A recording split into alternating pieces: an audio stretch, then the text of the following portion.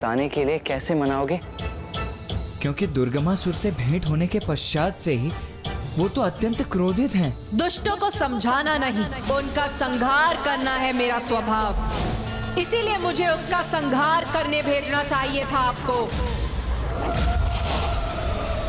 किसी भी विकट परिस्थिति को सुलझाने के लिए साम दाम दंड भेद का प्रयोग करना होता है, और मैं भी ऐसा ही करूंगा।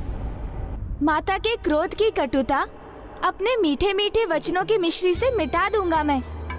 उनका ऐसा मनोहार करूंगा मैं कि वो अवश्य मान जाएंगी भैया।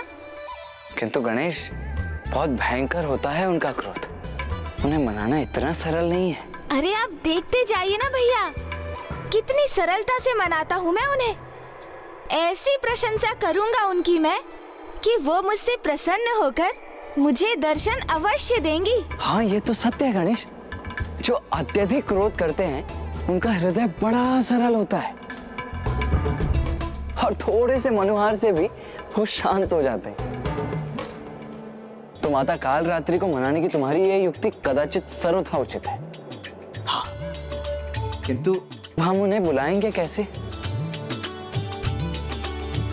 श्रद्धा और निष्ठा से उनका आवाहन कर।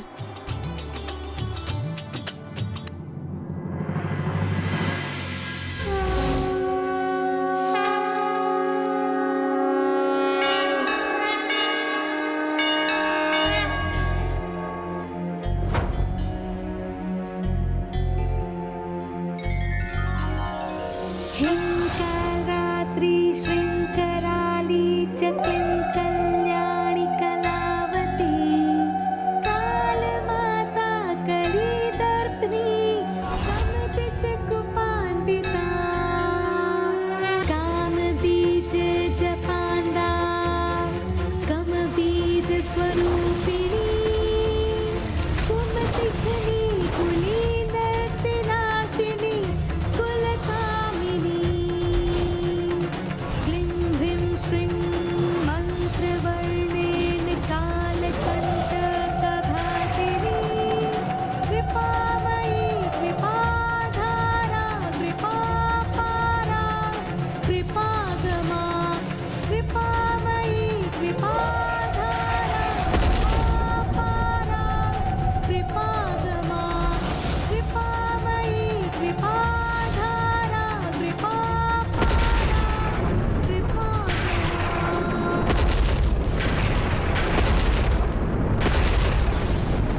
भयंकर गले मुंडमाला माता कालरात्रि, है संताप हरे रुद्राणी माता शुभ वरदात्री है माँ, माता शुभ वरदात्री है माँ, माता शुभ वरदात्री माँ,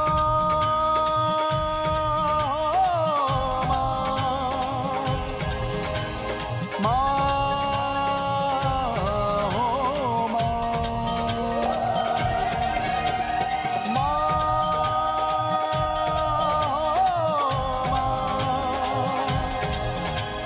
माँ,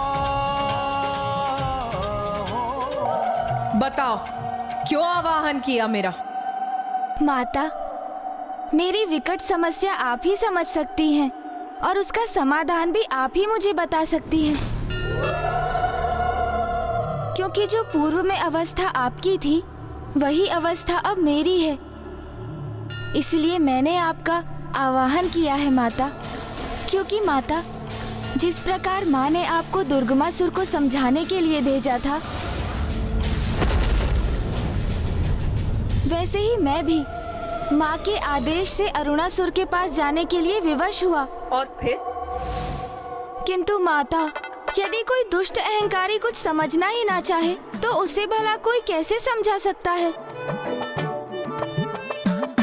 जैसे आप दुर्गमासुर को समझाने में असफल हुई, उसी प्रकार अरुणासुर की मृत्यु का रहस्य ज्ञात करने में मुझे भी असफलता का सामना करना पड़ा माता। किंतु अब आप ही बताइए ना माता, यदि शीघ्र ही ऐसे दुष्टों का अंत नहीं किया गया तो वे इसी प्रकार पाप कर्मों में लिप्त रहेंगे। और पृथ्वी देवी उनके पापों का भार सहने के लिए विवश होती रहेंगी। इसीलिए तो मैंने अपना मत व्यक्त किया था कि इन दुष्टों को अभी इसी क्षण नष्ट कर देना चाहिए। हाँ माता, मेरा भी मत आपके ही समान है और आप तो उसी समय उस दुष्ट दुर्गमासुर का वध कर सकती थी। किंतु मैं चाहता भी तो अरुणासुर का वध करने में अक्षम रहता माता। क्यों? ऐसी कौन सी बाधा है जो तुम्हें अक्षम्य बनाती है? यही माता कि अरुणासुर का मुझे क्या, किसी को उसके वध का उपाय ज्ञात नहीं। ब्रह्मदेव का वरदान और उस वरदान को गुप्त रहने का वचन दोनों ही प्राप्त है उस दुष्ट को। इसलिए जो रहस्य ब्रह्मदेव उजागर नहीं कर सकते वो मैं स्वयं ज्ञात करने गया था माता, किंतु असफल हो गया और अब प्रथम बार माँ के आदेश का पालन करने में असफल होकर लौटना होगा मुझे। किंतु अपना ये असफल लज्जित मुख कैसे दिखाऊंगा माँ को मैं? मेरी असफलता से तो उन्हें बहुत दुख होगा ना माता। और वो तो यही कहेंगी ना माता कि पुत्र तुम अरुणासुर के वध के रहस्य को उजागर नहीं कर सके, तो उसका वध कैसे करोगे तुम? ऐसा कुछ नहीं होगा पुत्र, तुम निश्चिंत रहो। अरुणासुर का भेद मैं तुम्हें बताऊंगी। कहा था ना भैया कि सरलता से माता को मनुहार से मना लूंगा मैं। चतुर गणेशा, तुम्हें निराश होकर नहीं लौटने दूंगी मैं। काल चक्र को विपरीत दिशा में घुमाकर अतीत का वो दृश्य उत्पन्न करूंगी जब अरुणासुर को वो वरदान प्राप्त हुआ था।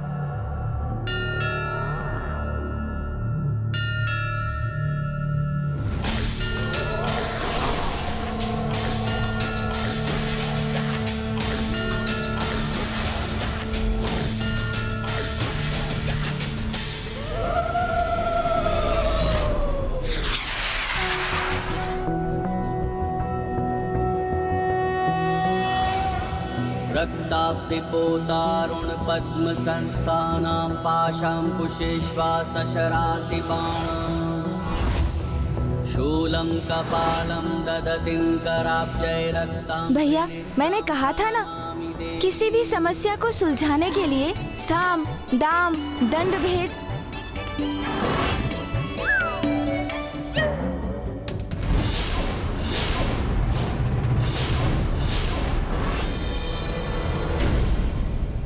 अरे माता, यहाँ क्यों रुक गई आप?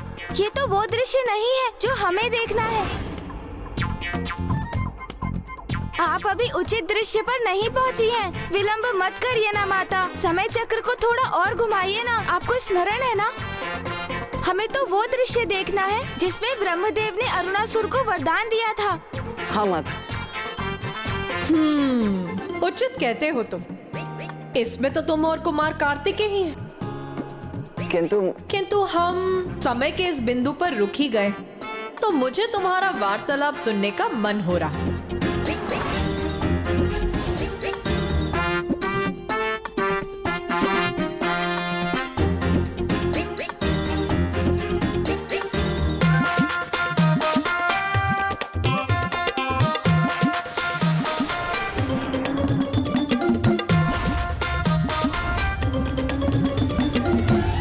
विकट परिस्थिति को सुलझाने के लिए साम दाम दंड भेद का प्रयोग करना होता है और मैं भी ऐसा ही करूंगा।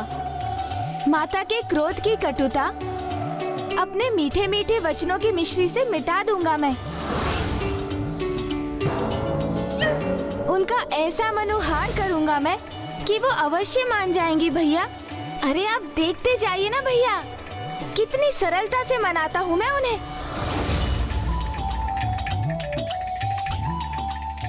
ऐसी प्रशंसा करूंगा उनकी मैं कि वो मुझसे प्रसन्न होकर मुझे दर्शन अवश्य देंगी। जो अत्यधिक क्रोध करते हैं उनका हृदय बड़ा सरल होता है। तो माता काल रात्रि को मनाने की तुम्हारी यह युक्ति कदाचित सर्वथा उचित है।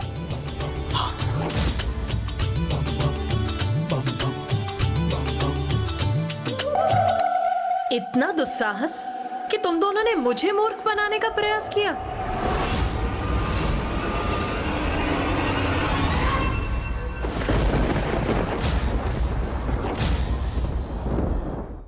मुझे क्षमा कर दीजिए माता, मैंने तो ये शब्द बस भैया को समझाने के लिए बोले थे और वास्तव में तो भैया ने ही मुझे ये शब्द बोलने के लिए प्रेरित किया था। नहीं माता, मैंने तो मात्र इसकी बात स्वीकार की है। ये भूल इसी की है माता, मेरी नहीं। आपका दोषी यही है।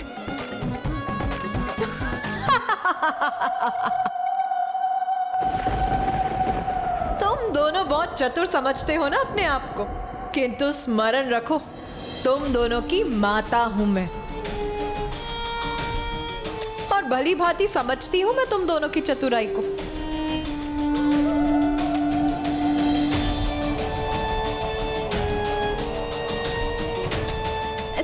तो माता, आप मुझसे रुष्ट नहीं है और आप हमें अतीत के उस पल में भी ले जाएंगी ना?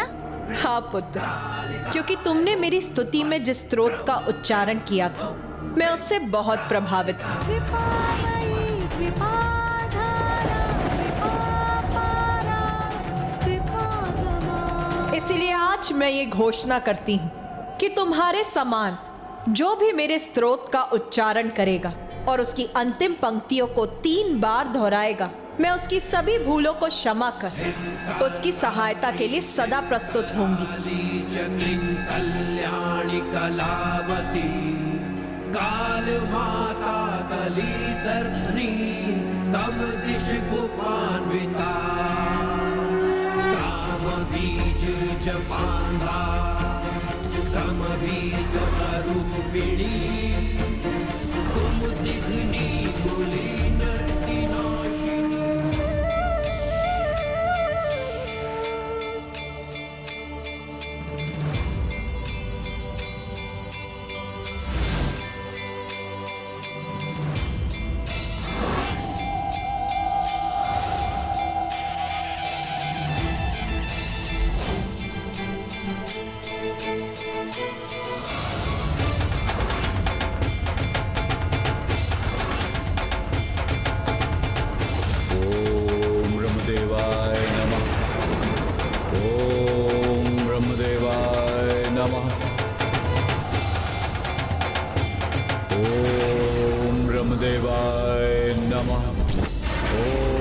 ब्रह्मदेवाय नमः। ओम ब्रह्मदेवाय नमः। ओम ब्रह्मदेवाय नमः। अरुणासुर, उठो अरुणासुर, तुम्हारा तप सफल हुआ।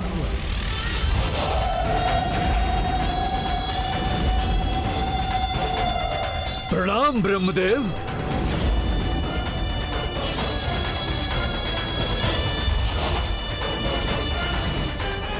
मैं अपना तप आपके चरणों में समर्पित करता हूं प्रभु।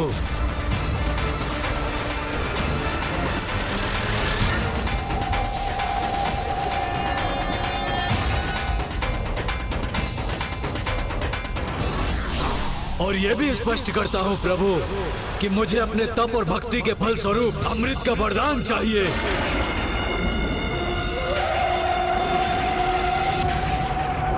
अरुणासुर, मैं तुम्हारे इस घोर तप से अत्यंत प्रसन्न हुआ, किंतु अमृत प्रदान करने में मैं असमर्थ हूं।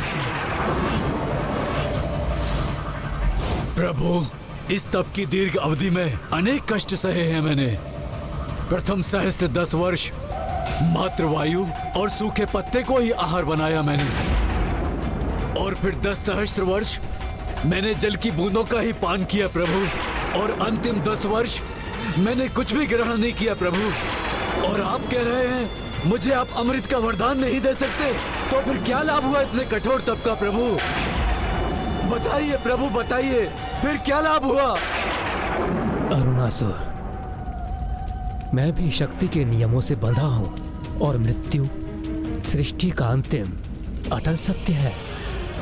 अमृत तो मैं तो क्या, तुम्हें कोई भी प्रदान नहीं कर सकता। हाँ, तुम ये चुनाव अवश्य कर सकते हो कि किसके द्वारा तुम्हारी मृत्यु असंभव है और किसके हाथों से तुम्हारी मृत्यु संभव हो सकती है। ये वरदान मैं अवश्य दे सकता हूँ। अच्छा, यदि आप अपने भक्त के लिए इतना ही कर सकते हैं तो फिर यही उचित है। किंतु मेरी एक अवस्था है, वचन दीजिए मुझे कि आप मेरे वरदान को गुप्त रखेंगे। उसका रहस्य किसी भी परिस्थिति में किसी के समक्ष उजागर नहीं करेंगे।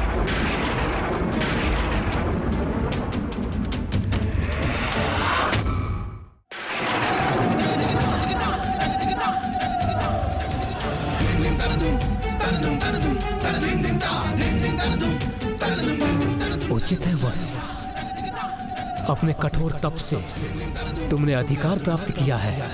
मैं तुम्हें वचन देता हूँ, मैं तुम्हारे वरदान के विषय में कभी भी किसी से कुछ नहीं कहूंगा।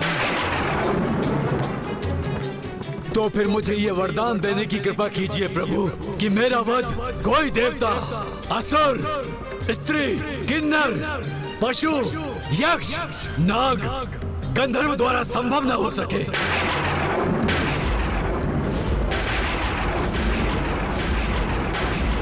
ऐसा कोई जीव भी मेरा संहार न कर सके जिसके 2 अथवा 4 पांव हो। यदि मेरा वध किसी के द्वारा संभव हो, मात्र और मात्र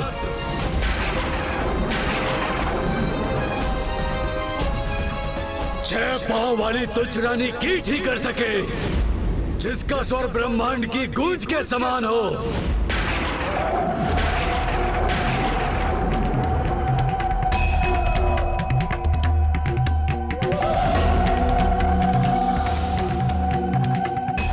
तथास्तु, तथास्तु।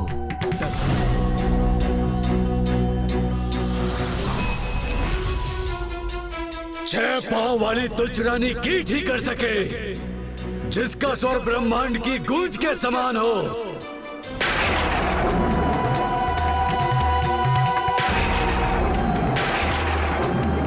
अब तो तुम्हें ज्ञात हो गया ना पुत्र, क्या वरदान प्राप्त किया है उस दुष्ट असुर ने। हाँ माता, उस दुष्ट ने बहुत चतुराई का प्रदर्शन किया है, क्योंकि उसे ये ज्ञात है कि वो गिरगिट होने के कारण अपनी जिह्वा से किसी भी कीट को अपना आहार बना सकता है।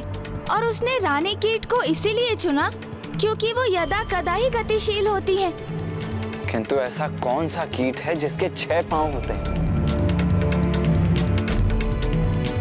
और जो ब्रह्मनाद की ध्वनि उत्पन्न करता हो?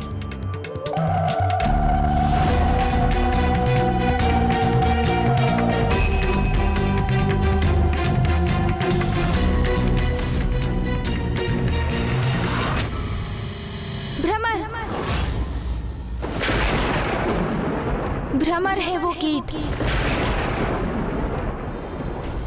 तो वो दुष्ट ने एक रानी भ्रमरी के द्वारा अपनी मृत्यु का वरदान प्राप्त किया है। किंतु एक नन्ही सी भ्रमरी एक विशालकाय असुर का अंत कैसे कर सकती है?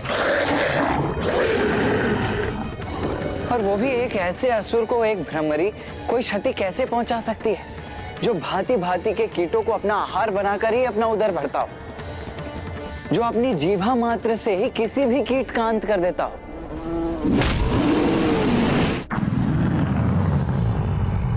भैया, ये किसी साधारण भ्रमरी के लिए कहाँ संभव है?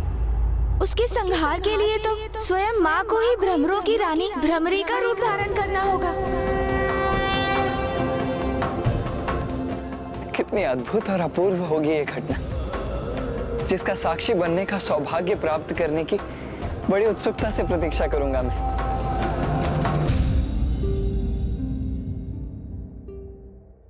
क्या हुआ पुत्र गणेश? अब तो तुम्हें उस दुष्ट के वध करने का उपाय ज्ञात हो गया है। अब क्यों चिंतित हो तुम? माता, मैं यही सोचकर चिंतित हूँ कि संपूर्ण सृष्टि जिनकी पूजा करती है, समस्त देवियाँ जिनकी सेवा कर स्वयं को धन्य समझ रही थीं, स्वयं त्रिदेव जिनकी आरती कर रहे थे, वो जो स्वयं संपूर्ण सृष्टि की सर्वे सर्वा है, जिनके कारण ये अंतरिक्ष और ग्रह है, और जो सभी लोगों के उत्पत्ति के कारण भी है, उन देवी माता आदि शक्ति से एक छोटी सी प्राणी एक लघु भ्रमरी का रूप धारण करने के लिए कैसे अनुरोध करेंगे?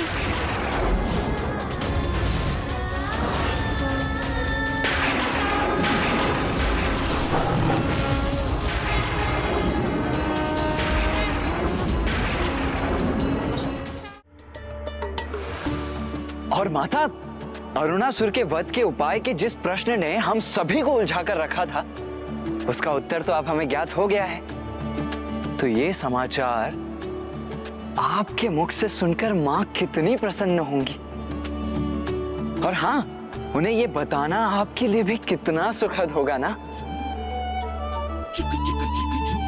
कि अरुणासुर का वध अब निकट ही है। बस उसके लिए माँ को एक कीट अर्थात भ्रामरी का रूप धारण करने की देर है बस। क्यों गणेश, है ना? हाँ हाँ हाँ हाँ भैया। हाँ हाँ अवश्य, क्यों नहीं। मैं अवश्य बताऊंगी उन्हें कि किस प्रकार बार बार तुम दोनों मुझसे चतुराई करने के असफल प्रयास कर रहे थे।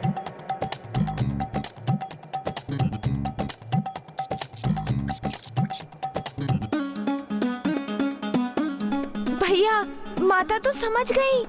समझूंगी नहीं, कदाचित तुम दोनों ये भूल गए मैं माता हूँ तुम्हारी। माता, ये गणेश भी ना चतुराई किए बिना रह ही नहीं सकता है। अरे इसमें चतुराई की क्या बात है भैया? आप बड़े हैं ना, तो आपका कर्तव्य है कि आप ये समाचार माँ तक पहुँचाएं। किंतु मैं तो उनका पुत्र हूँ। कोई पुत्र अपनी माँ को ये कैसे कह सकता है कि वो एक कीट का रूप धारण कर ले? तो मैं भी तो माँ का ही पुत्र हूँ ना भैया। फिर आप मुझसे ऐसी अपेक्षा कैसे कर सकते हैं? और हम दोनों ही माँ से ये नहीं कह सकते, तो फिर ऐसा कौन है जो ये बात माँ को बता सकता है? कौन हो सकता है वो अन्य उपाय?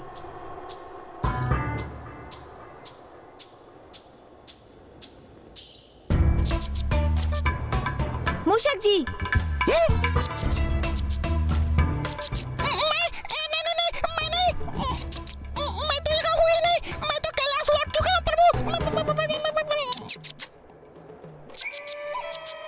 कैलाश, सूझ गया उपाय। माता, भैया, इस उलझन को सुलझाने की युक्ति सूझ गई है मुझे। तो शीघ्र बताओ गणेश, माँ वहाँ बड़ी अधीरता से प्रतीक्षा कर रही हैं। बताओ शीघ्रता से। आप चिंता मत कीजिए भैया, माँ तक ये सूचना कौन और कैसे पहुँचाएगा, अब तो आप वो मुझ पर ही छोड़ दीजिए। आप तो बस इतना कीजिए कि माँ के निकट पहुँचकर माँ से बस इतना कहिए कि हमें अरुणासुर के वध का उपाय ज्ञात हो गया है।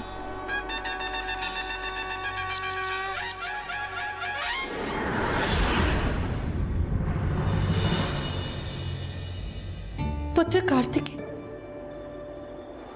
पुत्र, तुम तो गणेश की सूचना प्राप्त करने गए थे ना, तो कहो गणेश कुशल तो है ना? हाँ माँ, गणेश तो पूर्ण रूप से सकुशल है। तो फिर कहाँ है वो? अरुणासुर के वध का उपाय ज्ञात कर वो अभी तक लौटा क्यों नहीं पुत्र?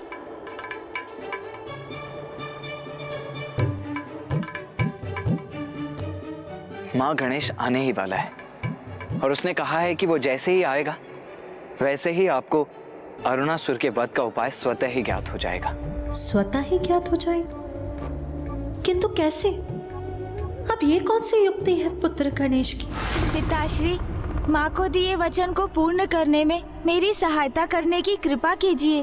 पुत्र, जो तुम चाहते हो मेरा वो करना उचित नहीं। क्यों पिताश्री, क्यों उचित नहीं है? उसमें क्या हानि हो सकती है भला? आपने तो माता के लिए अनेकों रूप धारण किए हैं। आपने क्या कुछ नहीं किया उनके लिए? माँ के प्रत्येक शक्तिपीठ पर भैरव रूप में उनके साथ रहते हैं आप। माँ के ही निवेदन पर आपने योगी रूप को त्याग कर अपना मनोहर रूप धारण किया था। इसलिए पिताश्री अब माता के भ्रमर अर्थात उन्हें भ्रामरी रूप धारण करवाने के लिए आपको ये नवीन रूप धारण करना ही होगा। मैं जो कह रहा हूँ उसमें क्यों संकोच कर रहे हैं आप पिताश्री? पुत्र, मैं ऐसा कर सकता तो अवश्य करता, किंतु मुझे संकोच इसलिए हो रहा है कि मुझे ऐसा करते देख अन्य सभी क्या सोचेंगे, और ब्रह्मदेव और नारायण, कहीं उनके लिए मैं एक मनोरंजन का कारण न बन जाऊं। पिताश्री, किसी भी कार्य के प्रति नकारात्मक सोच को त्याग कर सकारात्मक सोच धारण करना चाहिए। यही सीख आपने सदा दी है मुझे, तो इस बार इतनी छोटी सी बात कैसे विचलित कर सकती है आपको? जगत कल्याण के लिए, सृष्टि के लिए और प्रत्येक जीव के सुख के लिए और स्वयं माँ के मुख पर मुस्कुराहट लाने के लिए इतना तो आप अवश्य ही कर सकते हैं पिताश्री।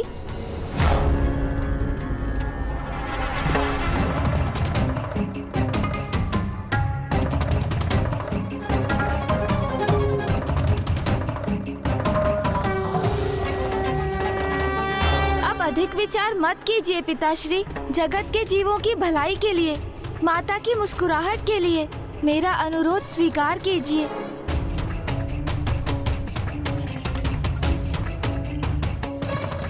जगत के जीवों की भलाई के लिए, माता की मुस्कुराहट के लिए मेरा अनुरोध स्वीकार कीजिए।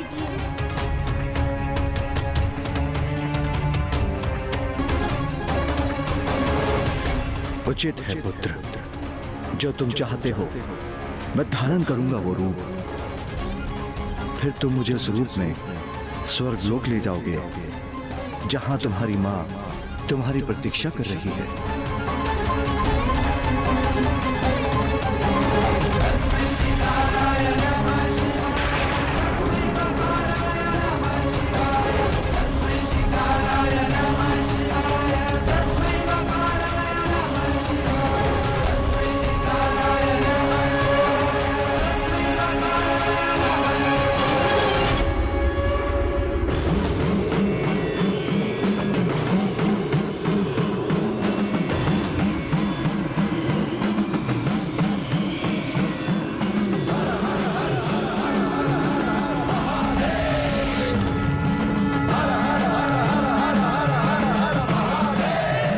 क्या हुआ नाथ?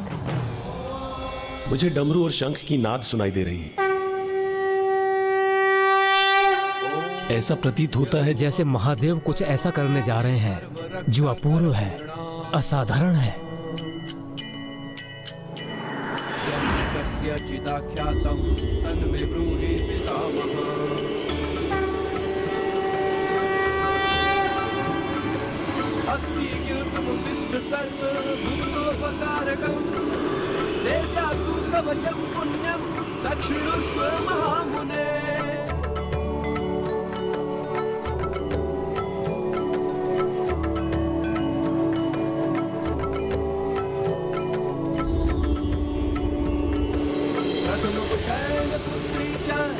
अद्भुत! इस रूप को धारण करने के लिए आपका कोटि कोटि धन्यवाद पिताश्री। मुझे आज्ञा दीजिए पिताश्री, ताकि मैं आपको इस सहस्त्रार कमल पुष्प के रूप में माँ के समक्ष लेकर जा सकूं।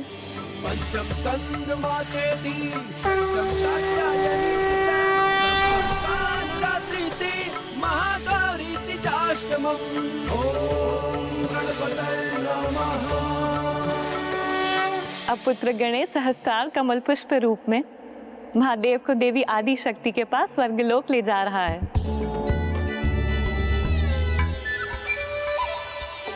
अपनी पत्नी के प्रति अपना प्रेम व्यक्त करने के लिए महादेव ने कमल पुष्प रूप धारण कर लिया है। और आप प्रभु, आपने तो कभी अपने भार्या के केसों में एक फूल तक भेंट नहीं किया।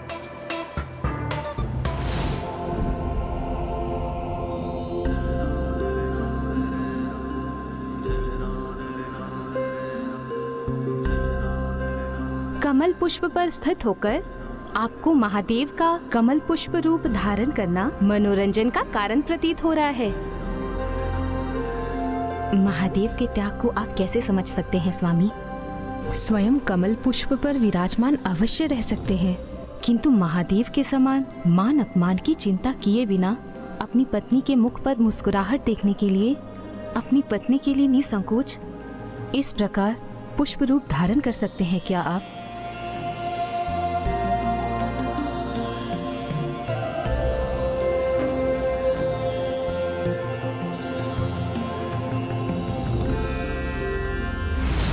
अधीर हो रही हूं मैं और ससुर का अंत करने के लिए, जिसका उपाय गणेश ही बता सकता है मुझे।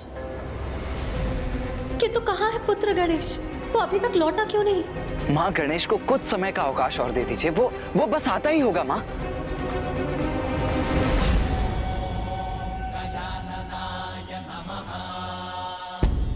पिताश्री, मैं आपको यहाँ कहाँ स्थापित करूं?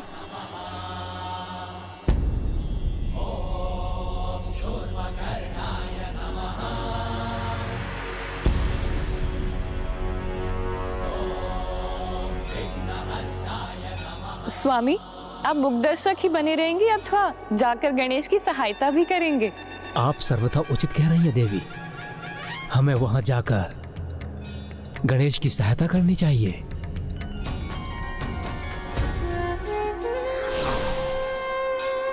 इस दिव्य कमल को यहाँ स्थापित करने के लिए कोई दिव्य स्थान ही नहीं है।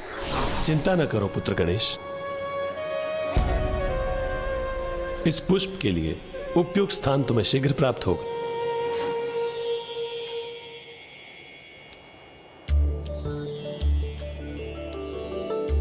अति सुंदर। कितना अपूर्व, कितना सुंदर दृश्य है ये। अद्भुत। कितनी असाधारण दिव्यता है इस दिव्य कमल पुष्प की। कमल पुष्प कितना भी दिव्य क्यों ना हो, किंतु उसका उपयुक्त स्थान कीचड़ ही होता है। यही तो मेरी उलझन का कारण है माता। स्वर्गलोक में कीचड़ कहाँ से उत्पन्न करूं? जब जगत कल्याण हेतु महादेव पुष्प का रूप धारण कर सकते हैं तो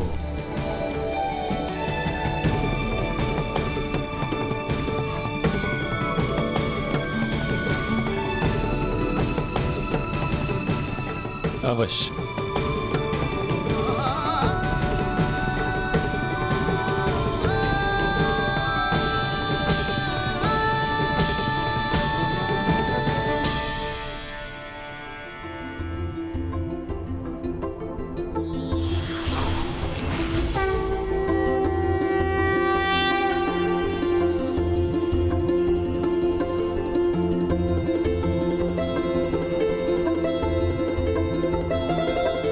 धन्यवाद मामा श्री, प्रभु श्री नारायण। निर्मल जल सात्विकता का प्रतीक होता है, और जहाँ सात्विकता है ज्ञान का वास भी वहीं होता है।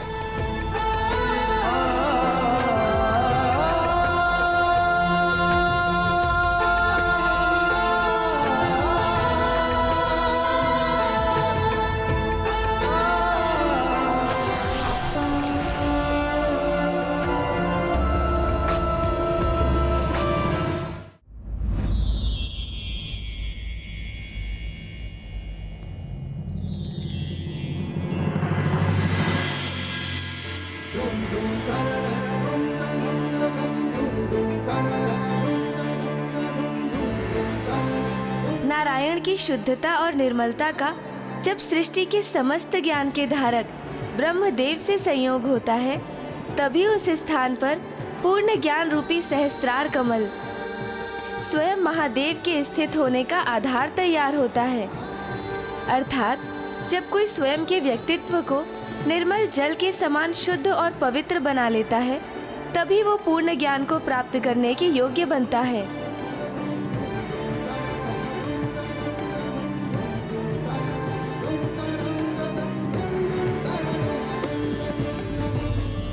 और सरल शब्दों में कहूँ तो यहाँ तीनों त्रिदेव इसका प्रतीक हैं।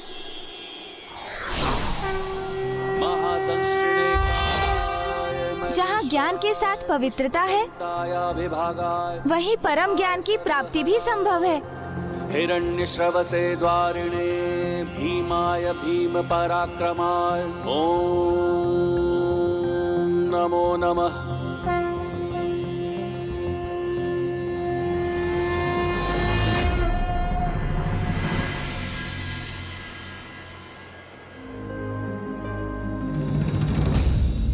मुझे ऐसा आभास हो रहा है जैसे स्वामी यही कहीं मेरे निकट ही हैं।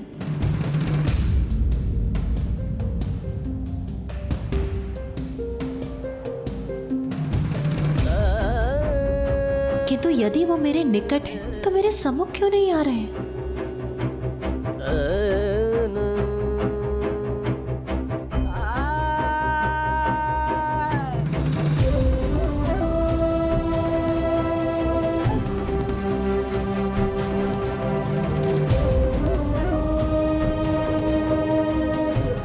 माता को अचानक क्या हो गया? कहीं गणेश के लौटने में विलंब होने के कारण माँ रुष्ट होकर तो नहीं चली गई? नहीं, माता रुष्ट होकर नहीं, मंत्रमुग्ध होकर जा रही।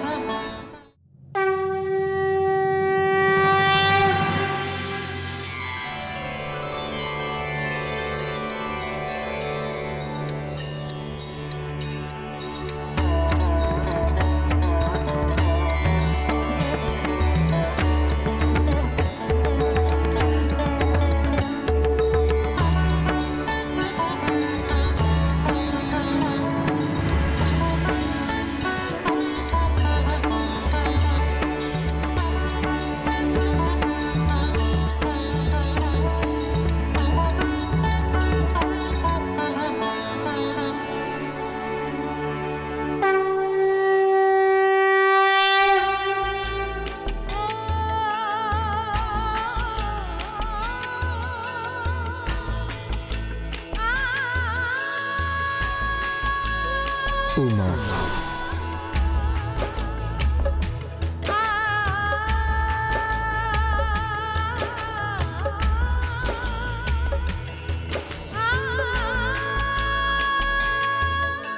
स्वामी,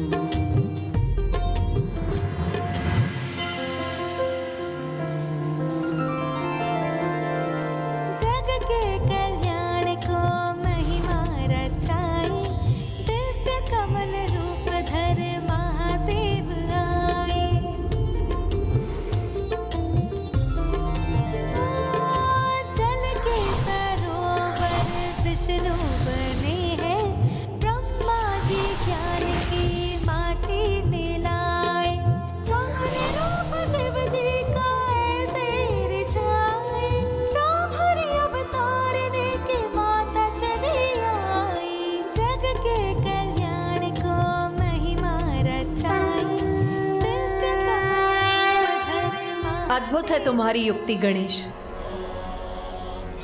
तुम्हें माता से कुछ कहने की आवश्यकता भी नहीं पड़ी और उन्होंने ब्रह्मरी रूप भी धारण कर लिया।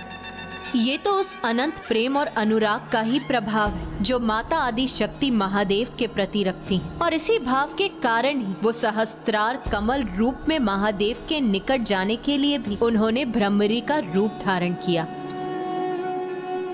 माता ब्रह्मरी देवी की, माता ब्रह्मरी देवी की, माता ब्रह्मरी देवी की, माता ब्रह्मरी देवी की। उमा, आपके इसी ब्रह्मरी अवतार को संसार के सम्मुख लाने के लिए ही मुझे कमल पुष्प का रूप धारण करना पड़ा। अरुणासुर को यही वरदान प्राप्त है कि उसका वध एक भ्रमरी द्वारा ही संभव हो, जिससे आप उस पापी के विनाश हेतु भ्रमरी रूप धारण करें। ब्रह्म, कीट, जननी, साधारण कीट हो या कोई अन्य जीव, सृष्टि के सभी चराचर जीवों की जननी मैं ही तो हूं। तो भला मुझे एक कीट का रूप धारण करने में क्या आपत्ति होती स्वामी? इसके लिए आपको इतने कष्ट उठाने की कोई आवश्यकता नहीं थी। सर्वथा सत्य है आपका ये कथन, किंतु इससे मुझे कोई कष्ट नहीं, अपितु ये तो मेरा सौभाग्य है और अरुणासुर का ये दुर्भाग्य, क्योंकि अब उसका अंत समय आ चुका है। उसके पापों की गागर भर चुकी है।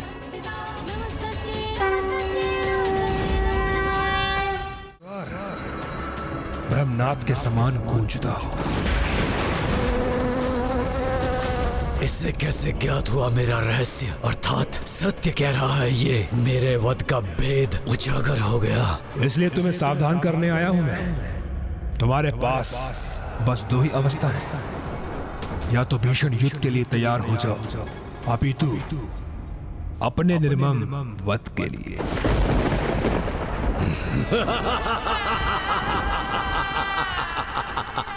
दुर्गमासुर, क्या प्रतीत होता है तुम्हें? ऐसा वरदान क्यों मांगा मैंने ब्रह्मदेव से? इतना विशालकाय शक्तिशाली असुर होकर भी अपने वध के कारण स्वरूप एक तुच्छ और साधारण सी कीट का चुनाव क्यों किया मैंने? कितना भी प्रयास कर ले ये तुच्छ सी कीट मुझे कोई क्षति नहीं पहुंचा सकती, वो भी एक मादा कीट जिसके लिए उड़ान भरना भी कठिन है। वो मुझे क्या क्षति पहुंचाएगी? यदि वो मुझ तक पहुंच भी गई तो मुझे अपने गुंजन से अपने आगमन की सूचना दे देगी। तब मैं तो क्या, मेरी एक तुच्छ सी छिपकली उसे निगलकर अपना आहार बना लेगी। इसलिए मुझे तुच्छ सी कीट से भयभीत करने का प्रयास मत करो। चले जाओ यहाँ से। उचित है, तुम्हारी जैसी इच्छा। किंतु तुम एक अंतिम सुझाव देना चाहूंगा। अपने इस महल की सुरक्षा कड़ी कर लो, किंतु माता आदि शक्ति तुम पर किस प्रकार आक्रमण करेगी इसका आकलन लगाना बहुत ही मुश्किल है।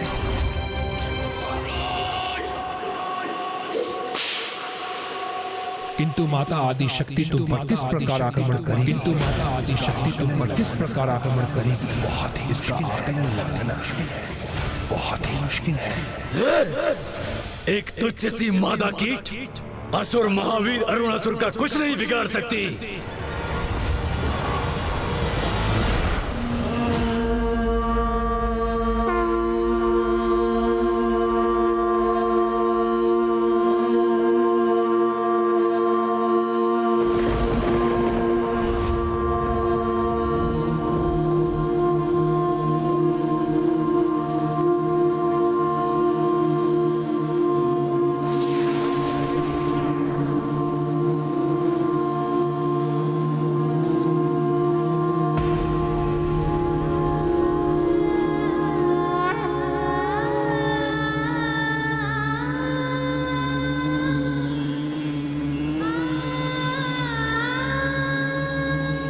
जिन कीटों को वो असुर तुच्छ समझता है, आज वही कीट उस दुष्ट के संहार का कारण बनेंगे।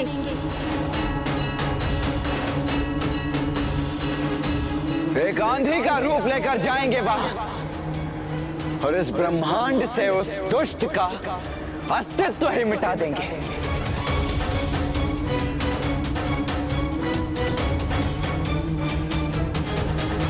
या देवी सर्वभूतेषु मारूपेण संस्थिता। तुम्हारे जीवन की उल्टी गिनती आरंभ हो गई अरुणासुर। आज तुम्हें यह ज्ञात होगा कि किसी की तुच्छता का आधार उसका आकार नहीं, उसका आचरण होता है। और तुम्हारा ये दुष्टता पूर्ण आचरण ही तुम्हारी तुच्छता का प्रतीक है।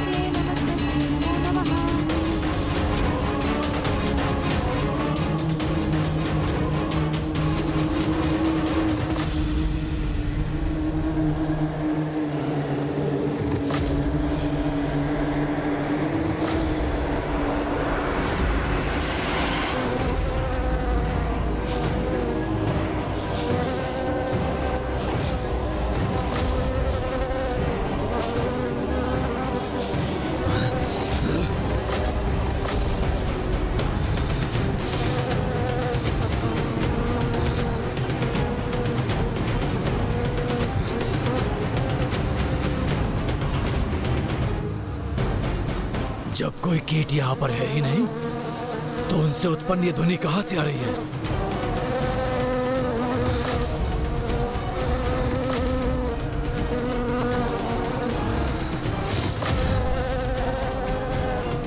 यहाँ तो कोई भी नहीं है। बड़ी विचित्र बात है, कहीं ये ध्वनि मेरे कर्ण से तो उत्पन्न नहीं हो रही।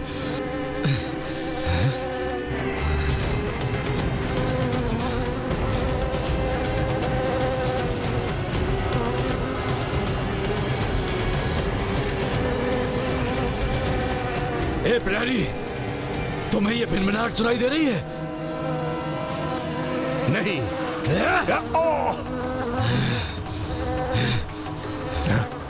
तुम्हें सुनाई दे रहा है कुछ? नहीं। ए तुच्छ प्रहरियों, क्या कुछ श्रवण करने की शक्ति नहीं है तुम्हें? ये भिनभिनाहट जैसे असंख्य कीट एक साथ ध्वनि उत्पन्न कर रहे हैं, ये क्यों नहीं सुनाई दे रहा है तुम्हें?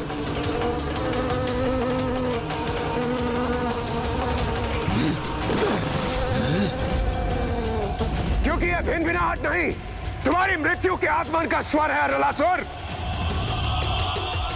अब जितनी भी श्वास शेष है तुम्हारे जीवन में, उसका आनंद ले लो तुम। शांत हो जाओ, शांत हो जाओ। तुम कीट के समान तुच्छ देवता मेरे समक्ष भिनभिनाने योग्य नहीं। हमें तो तुम शांत करा भी लोगे अरुणासुर, किंतु अपने काल की इस ध्वनि को शांत कैसे कराओगे तुम? बस बहुत हो चुका, शांत हो जाओ तुम, अन्यथा निगल जाऊंगा तुम्हें। और स्मरण रखो, मेरी मृत्यु असंभव है, क्योंकि एकमात्र ब्रह्मनाथ का स्वर उत्पन्न करने वाली ब्रह्मणी मेरा वध कर सकती है। किंतु विडंबना तो यह है, ऐसी कोई तुच्छ ब्रह्मणी मेरे निकट आए, इससे पूर्व मेरे तुच्छ छिपकली सैनिक के उदर में समा जाती है। भ्रमर मात्र मेरे तुच्छ सैनिकों का आहार बन सकते हैं, मेरी मृत्यु का नहीं। और वैसे भी मैंने अपनी भवन की सुरक्षा इतनी कड़ी कर दी है कि यहाँ प्रवेश अथवा बाहर जाना दोनों ही असंभव है। और हाँ, यदि कोई कीट सेना यहाँ पर आ भी गई तो मेरे असंख्य सैनिक उन कीट पतंगों को निगलकर उन्हें नष्ट कर देंगे।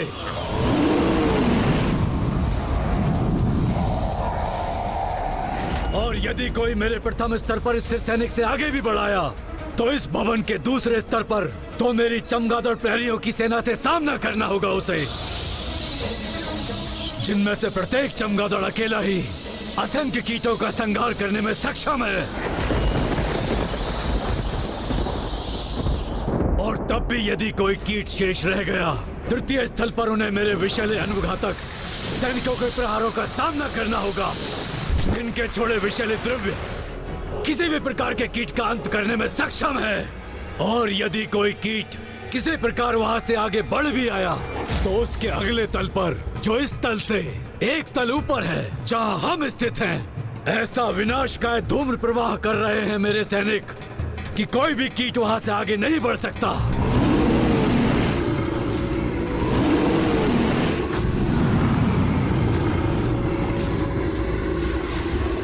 अब कहो, मेरी इतनी कड़ी सुरक्षा को भेद कर कैसे कोई तुच्छ कीट मेरा वध करने मुझ तक पहुंच सकेगा? और यदि किसी प्रकार वो मुझ तक पहुंच भी गया तो मैं उसे अपनी जीवा के एक ही बार से निगल कर उसे अपना आहार बना लूंगा और अंत करूंगा उसका।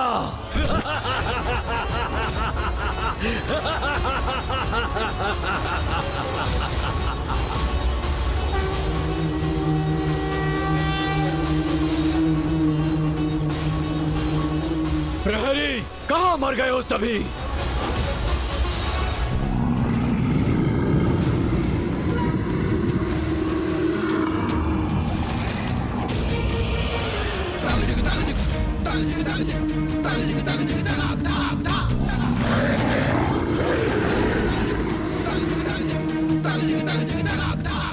इसीलिए तुच्छ देवताओं, यदि किसी कीट ने भी मेरे सुरक्षा घेरे को पार करने का दुस्साहस किया तो उसका अंत निश्चित है। इसीलिए मैं प्रतीक्षा कर रहा हूँ कि कब तुम्हारी देवी आदि शक्ति तुम्हारी रक्षा के लिए आए और मेरे सुरक्षा जाल के मकर जाल में उलझ कर रह जाए।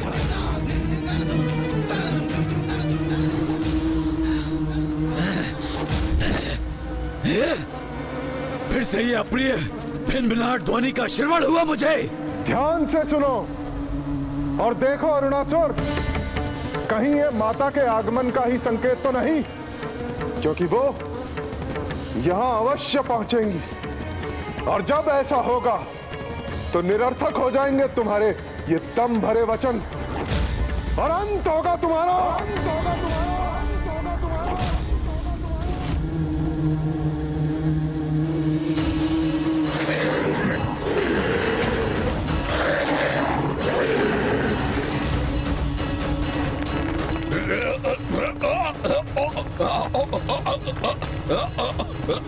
अरे ये भूकंपन कैसे उत्पन्न हुआ? यहाँ हमारे पांव के नीचे का स्थल विभक्त कैसे हो रहा है? क्या हो रहा है ये?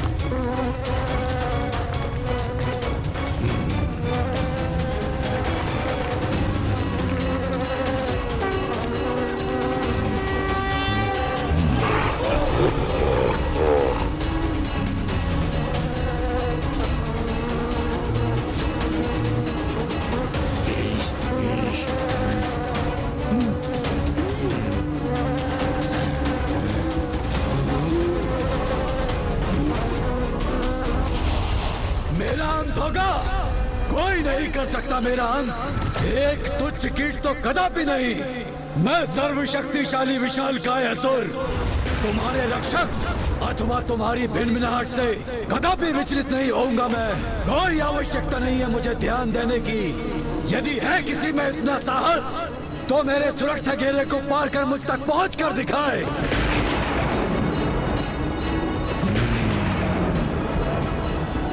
आक्रमण!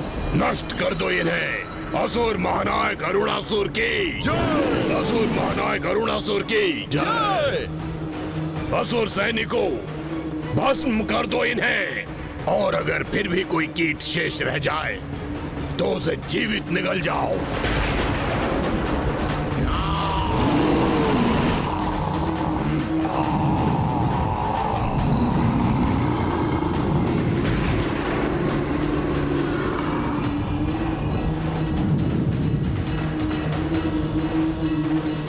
अरे रुक क्यों गए? आगे बढ़ो और तैयार हो जाओ हमसे भस्म होने के लिए।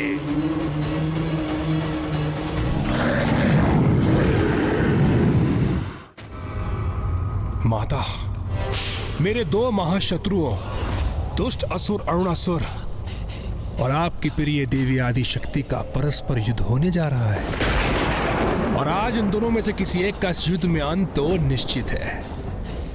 इसलिए माता, मुझे आप ऐसी दिव्य दृष्टि प्रदान करें जिससे मैं इस युद्ध का आनंद उठा सकूं और स्वयं अपने नेत्रों से इसका परिणाम भी देख सकूं। प्रथम बार कुछ अच्छा मांगा है तूने मुझसे। मैं तो चाहती हूं कि तू स्वयं अपने नेत्रों से वो भयंकर दृश्य देख ले, जिससे तुझे ज्ञात हो जाए कि भविष्य में कैसी दुर्दशा होने वाली है तेरी।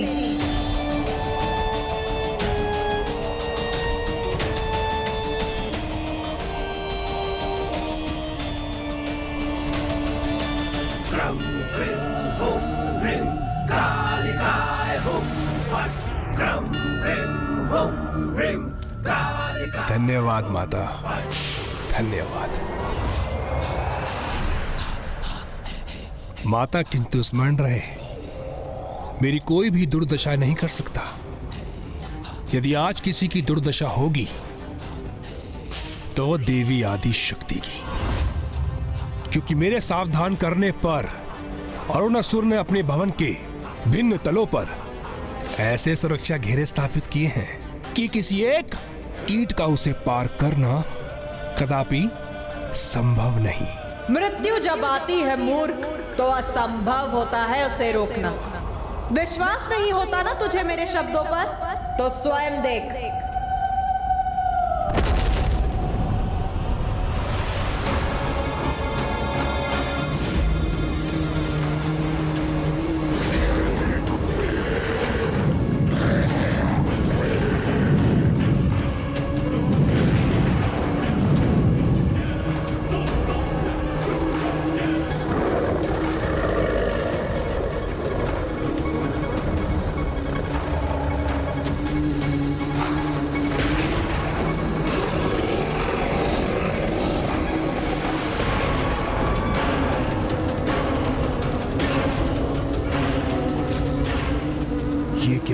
ऐसा प्रतीत हो रहा है जैसे वो भ्रमरी और उसकी भ्रमरी सेना अरुणासुर के असुरों पर भारी पड़ रही हो। ये भ्रमर कीट कैसे भी भयंकर मेघ उत्पन्न करते हैं, किंतु हम अभी अपने अग्नि प्रहार से इन्हें भस्म कर देंगे। अग्नि प्रहार करो।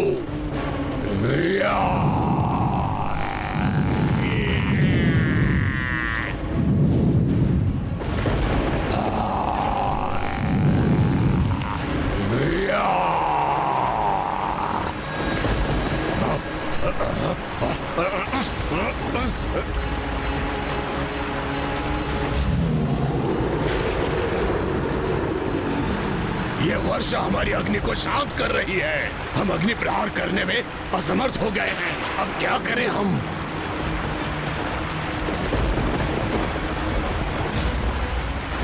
ये भ्रमर कीट सेना हम पर आक्रमण करने जा रही है। अब कैसे होगी हमारी रक्षा?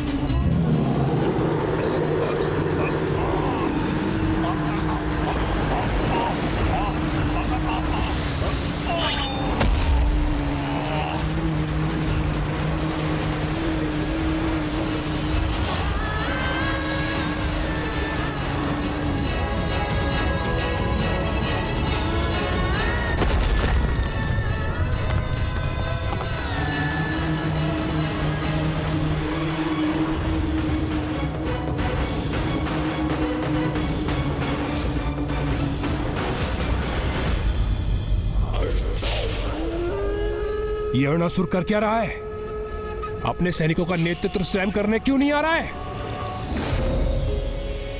माताओं, अब तो माँ ने भ्रमरी रूप धारण कर लिया है और अब तक तो उन्होंने अरुणासुर पर आक्रमण भी कर दिया होगा, किंतु पिताश्री अपने वास्तविक रूप में क्यों नहीं लौट रहे हैं?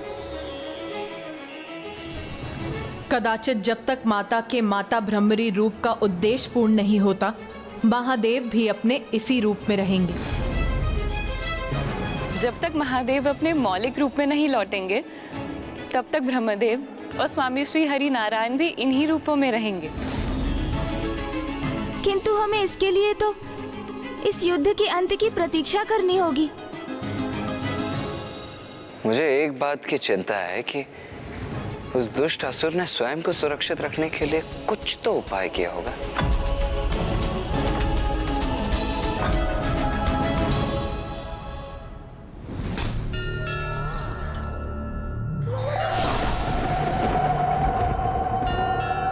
प्रणाम माता। प्रणाम माँ। कल्याण।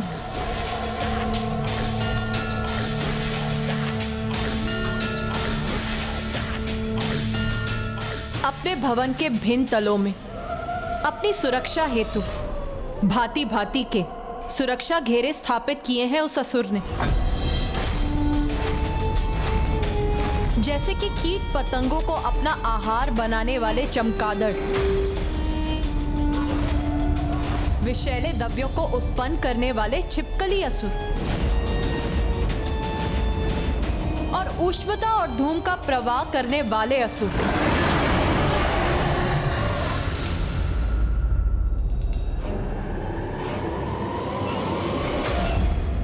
कुछ करने की कोई आवश्यकता नहीं मुझे सर्वशक्तिशाली अरुणासुर को।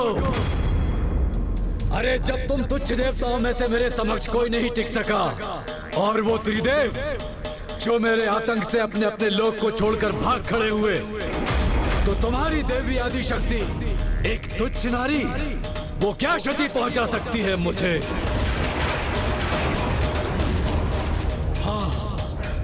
उस गजमुख को कम आंकने की भूल कर बैठा था मैं, इसीलिए वो मेरे हाथों से निकल गया।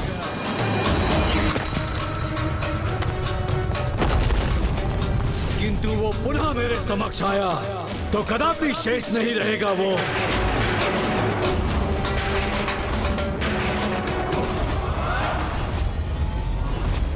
महाराज, उस भ्रमरी ने सुरक्षा घेरे को तोड़कर प्रथम चरण को पार कर लिया है और अब वो बड़ी तीव्रता से दूसरे सुरक्षा घेरे की ओर बढ़ रही है। महाराज,